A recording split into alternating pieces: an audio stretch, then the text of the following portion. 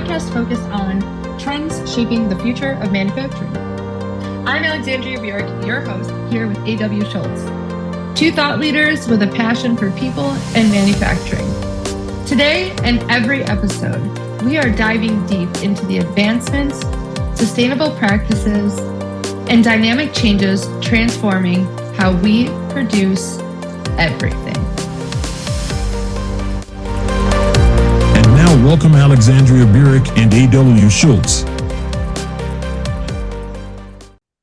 Hello, everyone. Welcome to another episode of Factory of the Future. I'm here today with A.W. Schultz. I'm Alexandria Burek, and today we're going to be talking about all things sustainability. We'll be covering what the cornerstones of sustainability are, who's playing nice and not so nice, so who are our greenwashers out there. We're going to talk a little bit about what is driving sustainability choices in companies, and then we'll wrap it up with what we would think could be done to make this earth a little bit cleaner and make the products a little bit better for people. So I'm going to kick it off with what are the cornerstones of sustainability? When we think about sustainability, we think about what are the raw materials in terms of products that go into creating that product, the packaging, and kind of any actual physical component that is used to either make or deliver and package up the product, right? So the product itself and what it comes in.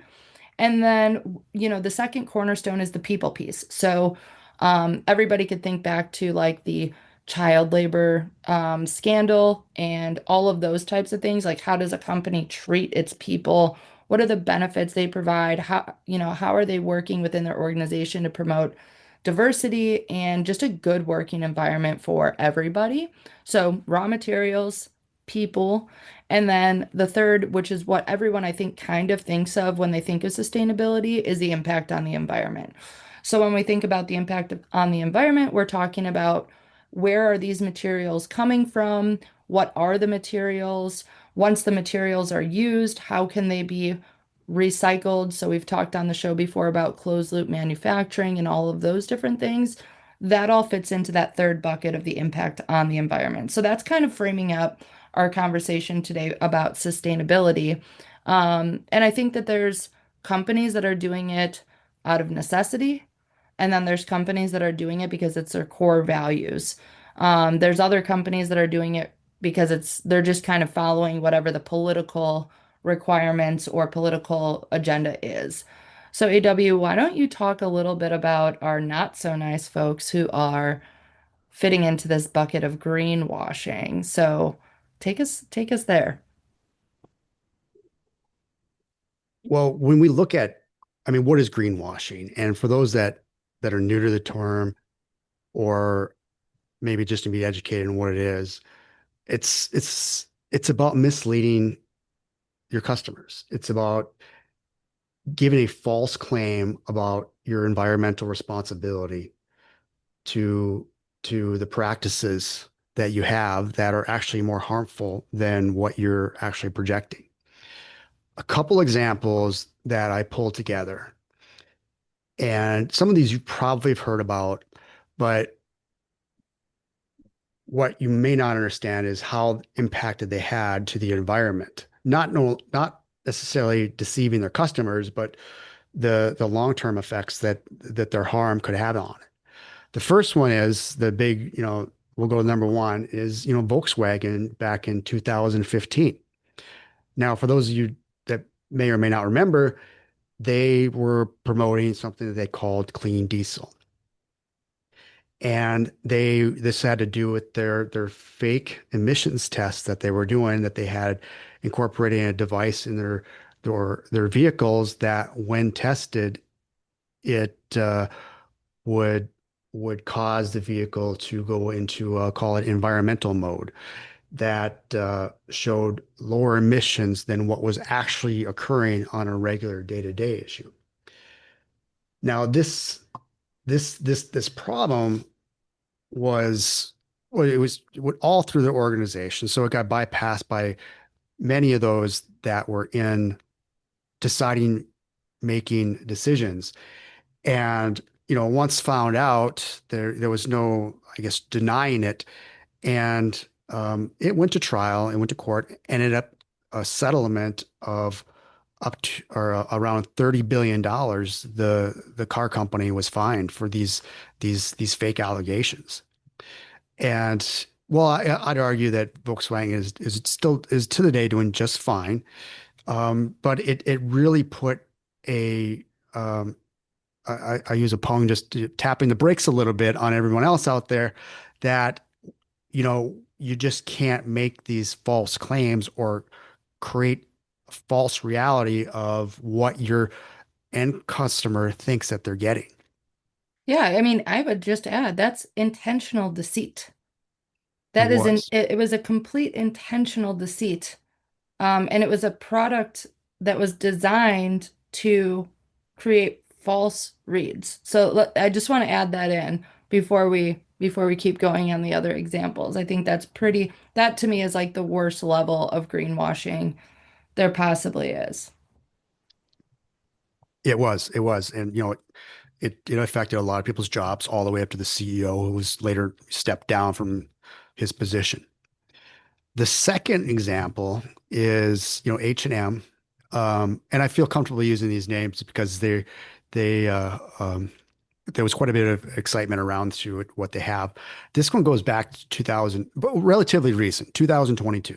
Mm, And they were promoting a conscious collection of garments or clothing lines that were more environmental friendly.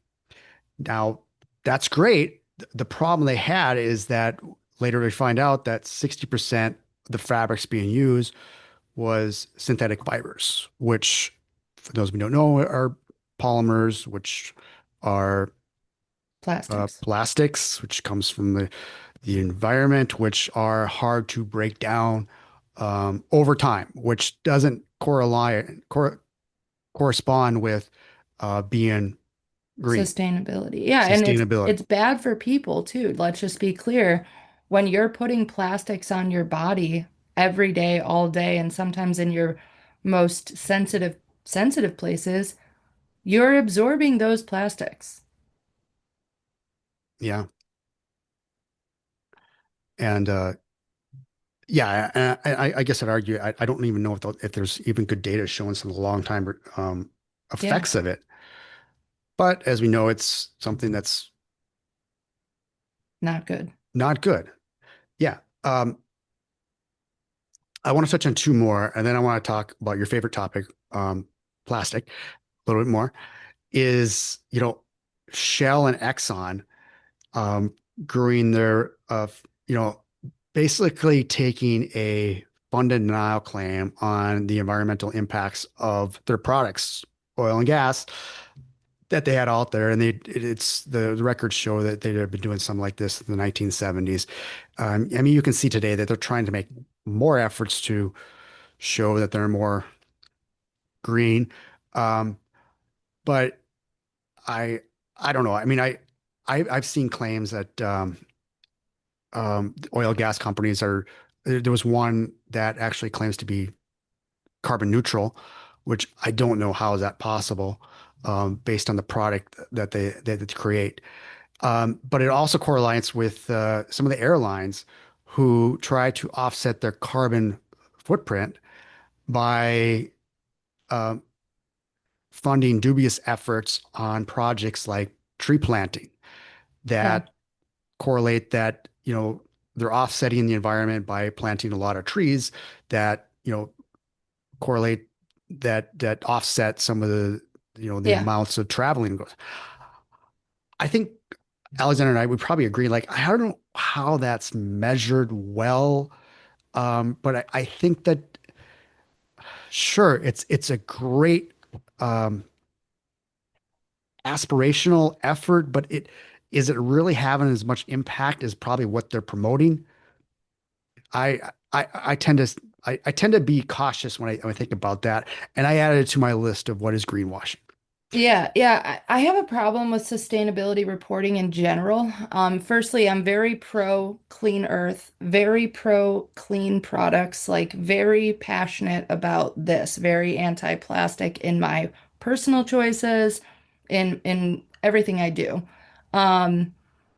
but in learning a little bit more and kind of just having an interest and curiosity about sustainability, what I'm learning is, it's very easy for companies, like companies generally calculate their own sustainability measurements, like metrics. They are audited, like if you're a part of EcoVadis or you're EcoVadis certified, there's auditors and there's certain, standards that need to be met, which is a good thing.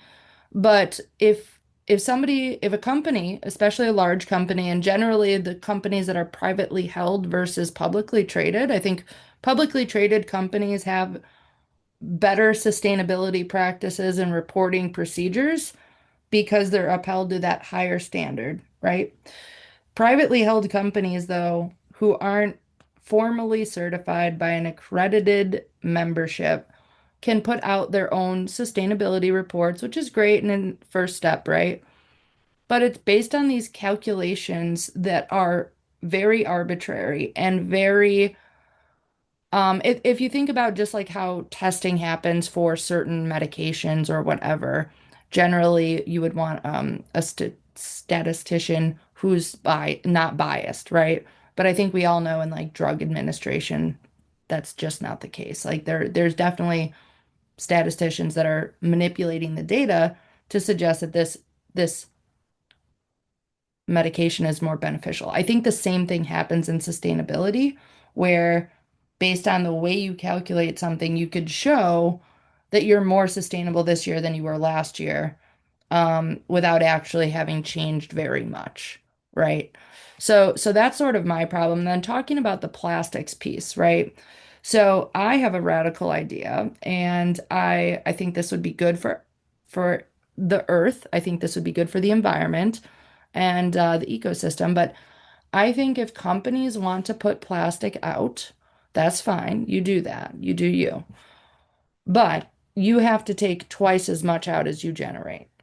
I think that would really change the behavior of companies and it would give them a much stronger consideration on the plastic they put out and use. Like my face products are all packaged in glass. We can all agree glass is much better than plastic, although some glass does still have BPA, which is a fun fact for everybody. But yeah, so that's what I think we should be pushing for is if you want to put out plastic, you have to take twice as much out because for so many years, companies have been just putting plastic out into the earth, to the oceans, to these landfills, and they're not held responsible for the ramifications. I mean, that creates our water.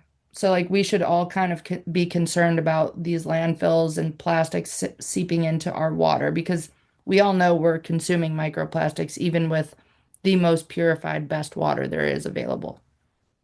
Alexander, I have to completely debate or disagree with you there. 100%. Because these companies that are producing these plastics, they also recycle it. So what's the problem with that? They're recycling it, Yeah, recycling plastic. recycling it to foreign countries and dumping it in their waterways. That was my loaded question. Yeah. Truth be told, only about 9% of recycled products are of plastic is actually recycled. The less of it, most of it actually ends up in landfills and, well, as we talked about, the ocean. The last example I have about greenwashing is a company that's known for being red, Coca-Cola, and pulling out myths about recycling efforts and being uh, what I kind of just loaded in to say is like, we recycle, we push recycling. But lo and behold, that they are one of the highest producers of plastics per year. That is about 3 million pounds. I, I gotta recheck that. It could be tons or it could be pounds. I'm not sure. Trillion. It's got to be, it can't be because you think about Coca-Cola, it's on every continent, maybe except for Antarctica. Yeah, no, I think it's there too. Um, but yeah, the false efforts. And I want to share a quick story before whilst Yeah. on the plastics. Uh, I had a job one time, and it wasn't my main job, but I was working for a company that made plastic bottles, and it wasn't the red one, but it was the other color. Blue. And yeah, it was blue. Um, and In addition to my other job, I was also in charge of resource conservation. In this manufacturing facility, I always got the pleasure of receiving an award by the city of Dallas every year for my our company's outstanding effort of recycling plastic bottles. And we got the award because we recycled the most and anybody in the city. And at the time, I found myself very proud of that award. But when I more realized, like, how is, I didn't start understanding the problems with recycling bottles until I started asking the question, how do you recycle a bottle? And the easy answer is there's not an easy way. You can shred it up, but there's separations into it. The labor that goes You into have to pull the recycling it, label off. you have to pull the label off. Yeah, there's glue and adhesives to it. Yeah. Um, but I like sharing that story because it gave a false reaction that, even myself, I was part of greenwashing. I didn't even really know it. Yeah. Well, when you generate the most plastics, you have a great opportunity to recycle the most plastics, And supposedly. we had And awards sitting up in our showcase when you came into the facility. I got and that pictures of myself holding it. and that's what I mean about this reporting piece and the markers of success is I think we have a long way to go as a society to really hone in on what is sustainable and what, how do we measure that really across the board accurately and how do we take into consideration if you're not generating, like for example, the company that I buy my face products from, if they're not generating plastics, how are they going to even compete and get an award? There should be a no plastic used award, really, if we're going to get serious about that. I was actually thinking about a greenwashing campaign that's still going on today. So let's talk about Dawn and the BP spill, right? Dawn was like the rescuer of the Those ducks. cleaning the ducks, and the ducks are still in the Dawn commercials. But if you look at the Dawn plastic that contains the soap, I would have a probably 1 in or 3 in 10 chance of guessing that it's not recyclable or it's toxic. So there's this saying for consumers. So if you're a consumer, which everybody is, listen up.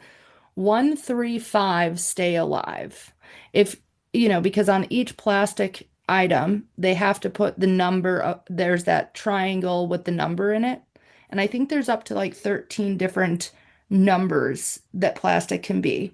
Only 1, 3, and 5 are like the least toxic plastics that could be used. So if your hair products, body products, water, Gatorade, whatever it is that you're consuming and even putting on your body and absorbing through your body's biggest organ are not contained in plastics that are 1, 3, or 5, then you are legitimately signing up for um, additional harm to your body beyond, just generally plastic as it is. So, um, that's kind of one of the ones that I think is a greenwashing frame that kind of gets overlooked or forgotten about.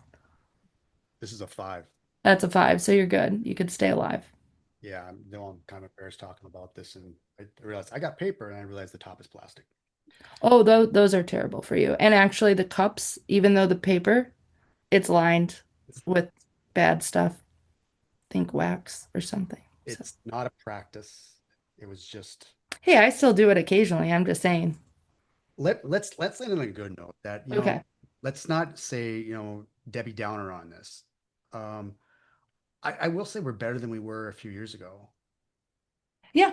And I And think the consumers need to just demand it. Like stop buying plastic. Don't buy plastic Tupperware. Don't buy stuff that comes in plastic. You know, the consumers will create a demand that requires companies to be sustainable, and that's what we see at the consulting firm is that really companies that that weren't persuaded necessarily just because of their core values or because of their political or because of the political landscape are literally being forced by their consumers to uphold a different level of standard. So I agree. Yeah, pushback is what it is. But I hate the fact that the recycling efforts, one, it takes longer, and it's not as convenient, and it costs more. Yeah. So I mean, to me, that's if you can take the cost out of it, and maybe not necessarily the convenience of it, but just the accessibilities and making it, if you make it easier to recycle, it's certainly out there. And not plastic bottles, by the way, but because there's been efforts to even, like, you've got your trash and recycle, but I don't have a good foothold in that recycling. But I like your mindset. It's like, if you're making plastics, you should have to pick up just as much plastic. Well, and that's my opinion too, is I think hold the phone. Yeah, consumers should be making good choices, right? But let's not live in a dystopia where we think that like there's certain people who are uneducated and low income, right? They're busy working 60, 70 hours a week, 2 jobs to make it. They're the ones who are ending up using plastic the most, right? And they don't have the resources to afford higher end products that would come in glass or whatever. And I have a problem with these corporations that are capitalizing on very high margin items. They're choosing the less environmental friendly option because of cost and profitability. Why is this responsibility placed on the consumer? This responsibility should be just as much, if not more, on the generator, on the people that are creating the plastic. And I think that you would see a drastic reduction in plastic use as packaging if companies who produce and use plastic have to take twice as much out as they put out. And that's pretty measurable. It's very measurable, right? Like if you create 2 tons of plastic, you have to take 4 tons out. And either you do or you don't. There's no funny calculations going on about your CO2 emissions and all the other stuff. Yeah, that is measurable. Very measurable. You're buying, and we can measure what you're pulling out. Yeah. So, yeah, I like that. Yeah. I like that. So if anyone anyone else is says, doing that, please yeah. reach out to us. I'd like to talk about that some more. It's interesting too, because we had Ryan on from Pepsi and we didn't talk about this. I almost would wonder if he probably wouldn't be able to come back on and talk about the sustainability efforts. But we also have a guest that we're excited to have on, who comes from one of the companies that we were talking about today, which I wonder if that will change the guest appearance or not after this episode comes out. But I think it would be interesting to talk to one of these companies that we mentioned and see, what the individual stance is, because we also have to remember people are individuals, not just, the corporations that they work for. So that's kind of another reminder to people, is sometimes you can have your own personal values, and unfortunately you may work at a place that doesn't align with those. So hopefully you can sync those up too. But that's another conversation. Yeah. Too. That's interesting. Yeah, that is a good one. Okay. Well, I think we're clocking out here. Like finished goods. Okay. All right. Bye. This is Factory the Future, and we are out of here like finished goods. Stay tuned for our next episode of Factory of the Future, where we're exploring groundbreaking techniques and behaviors that are reshaping industrial landscapes. Don't forget to subscribe and leave us a review and help others discover the cutting-edge insights transforming manufacturing as we know it.